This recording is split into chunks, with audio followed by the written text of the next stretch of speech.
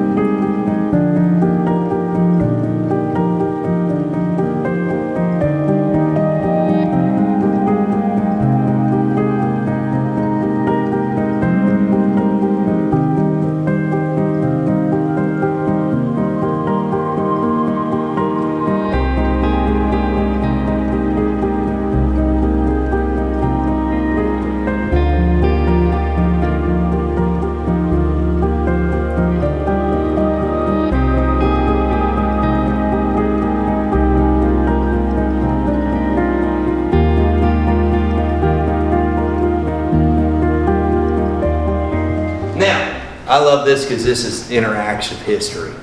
There are many rules in the United States military, isn't there? Mm-hmm. Mm-hmm. Yes. There's one that has a bright neon light that flashes. Don't bug the commanding officer. Pretty good rule, isn't it? Now, there's a better rule that you don't learn until boot camp. Don't even look at the commanding officer's daughter. You would agree on this one too, wouldn't you? Yeah, I know you're smiling big on this one. Mm-hmm. Davis broke rule number 1 and rule number 2.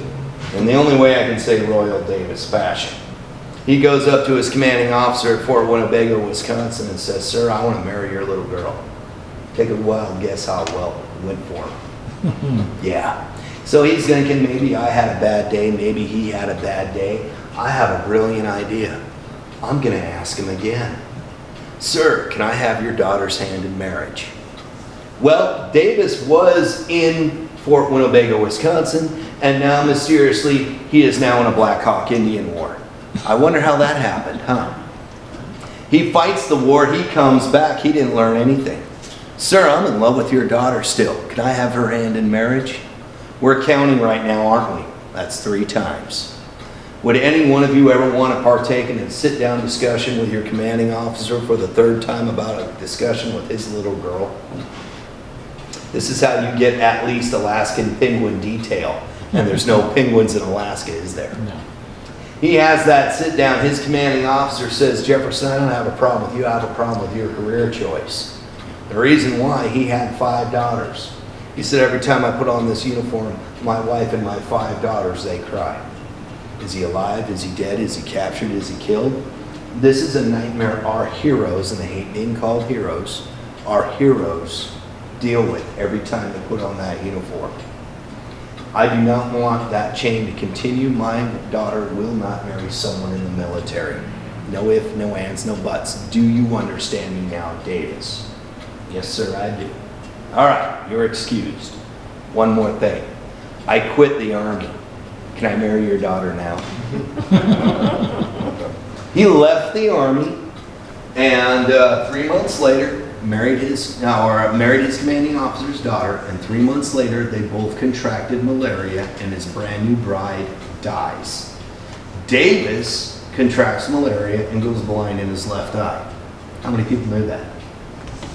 You know that statue you passed to get to me today? This one right here? That's because he gives speeches with the right foot forward, right hand forward, Left eye is blind, so he can see his crowd with the right side and see the crowd with his eye. Now you're paying attention to the right hand and not the left eye cross-eyed locked in a position. This is when he disappears into his brother's plantation at the hurricane for 7 to 8 years as a recluse. He studies two things, states' rights and cotton planting. This is now why the Confederate Constitution looks so much like Mississippi's, because his brother wrote Mississippi's, and that's why it was copied over. He studied two things, cotton planting and states' rights. Kind of explains the next 20 years, and that's why Joseph split Hurricane and gave him Briarfield. So it's kind of fun when you connect the dots. 1843, his brother comes up to him and he says, Jefferson, I'm having a party and I want you to go. Davis is like, I don't want to go. Davis, you're scaring the family. It's been 7 years, long enough. I'm having a party and I want you to meet someone. He reluctantly goes. It wasn't a judge, it wasn't a lawyer. It was his neighbor's incredibly hot, beautiful daughter who wanted to meet him, Marina Howe. Davis is smitten instantly. I can't imagine why. He was in a library for 7 to 8 years, and here's an absolute gorgeous bombshell, half his age, and absolutely brilliant. Yeah, I could see why. He pursues her for 2 more years and then marries her 10 years after the death of his first wife. Now the clock. This clock is a 1783 John Turnbull 8-day grandfather clock. 1783, General George Washington is still General George Washington, and Benjamin Franklin was taking a ship back over from France, signing the Treaty of Paris. John Turnbull is not only a colonial soldier, he was a clockmaker, and this is one of his clocks. This caught the eye of Samuel Emery Davis, that's Jefferson's father. Samuel Emery Davis got his Revolutionary Hero status fighting out of Georgia in the Lincoln Company. Davis saw this clock every day of his life growing up, and his father said, son, when you get married, I'm going to give you the clock. Well, his dad died in 1824. That's why it was his brother, the lawyer, that got him into West Point, not his military father. Ladies and gentlemen, you're looking at the only artifact in the world from a Revolutionary War hero to the future President of the Confederate States of America that he received as a wedding gift when he married the future President of the United States of America's daughter. His commanding officer, General Zachary Taylor, Fort Winnebago, Wisconsin, 1835. And I personally think you would have better luck hot-wiring Patton's Jeep and to get away with it than to ask Zach Taylor for one of his 5 daughters hand in marriage 4 times. But to be completely fair, he did try and have him killed after asking just twice, sending in an officer doing something that should have been done by 2 lance corporals and some corporals. How's that for some history you never expected to see? Thank you for your service.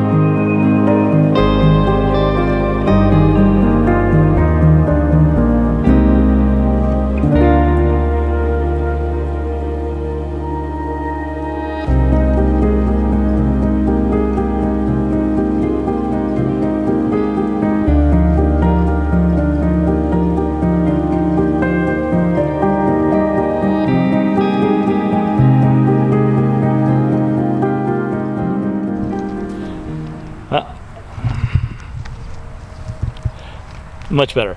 So that was a lot of fun. About an hour tour, and as you saw, there's really more to this place than Jefferson Davis. A lot of people just assume that this place was Jefferson Davis and that's all it was. It really wasn't. It was really cool to learn about the true history of this place. Especially Sarah, yeah. Yeah, Sarah was just an amazing woman, and he had a lot of history for us about her.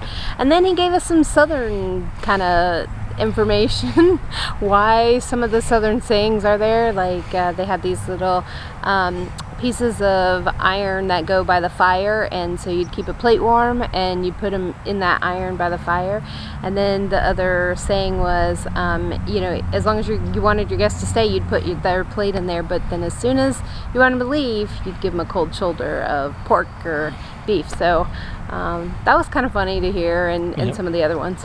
Yep. All right, let's see the museum. Okay, the guy made this carving in 1908 with a pocket knife and a 3-headed nail. Wow. That's pretty cool. That's pretty amazing. This cupboard was used by Jefferson Davis when he served as Secretary of War in President Franklin Pierce's cabinet from 1853 to 1857. Wow. And it's just like hanging out here for you to view. Yeah, that's right. Yeah.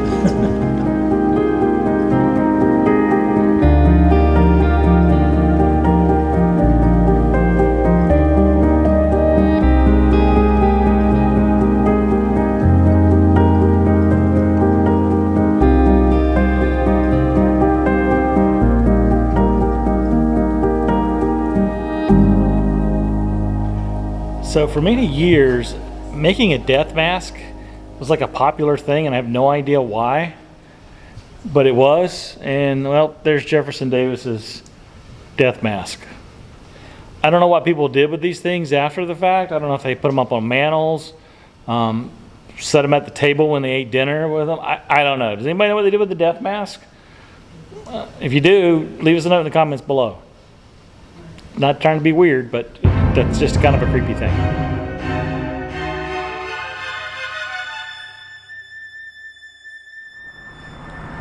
We're in Pascagoula, Mississippi.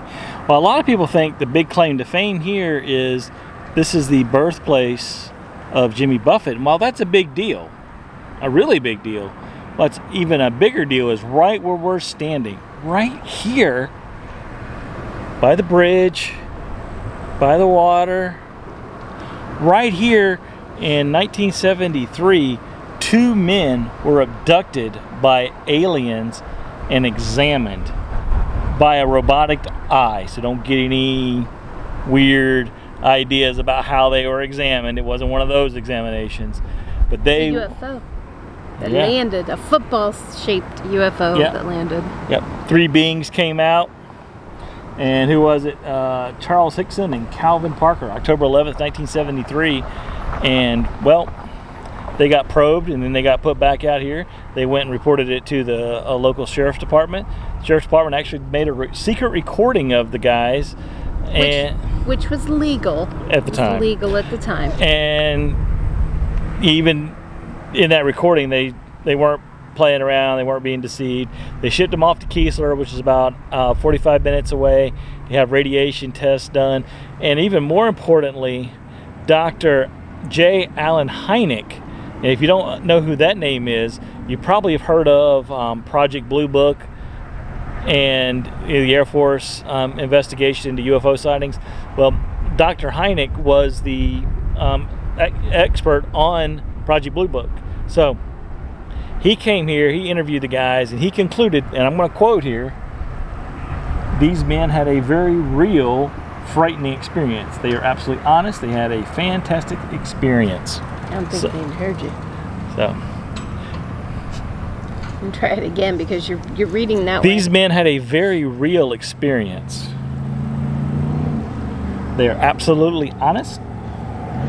They had a fantastic experience. I don't know if fantastic probably means a different thing in his context than what you may be thinking. I don't think he meant it was a great thing, but it was just otherworldly. Yeah, otherworldly. We are at, according to the sign here, the world's largest roadside attraction. And frankly, I'm not buying it at all. We're also being stalked at the moment. Somebody came to turn around and now they're just sitting there watching us film. So that's cool. They're like, who are these people? They want their turn at the They might. So we're going to make this quick. This is the world's largest rocking chair, standing at 35 feet tall.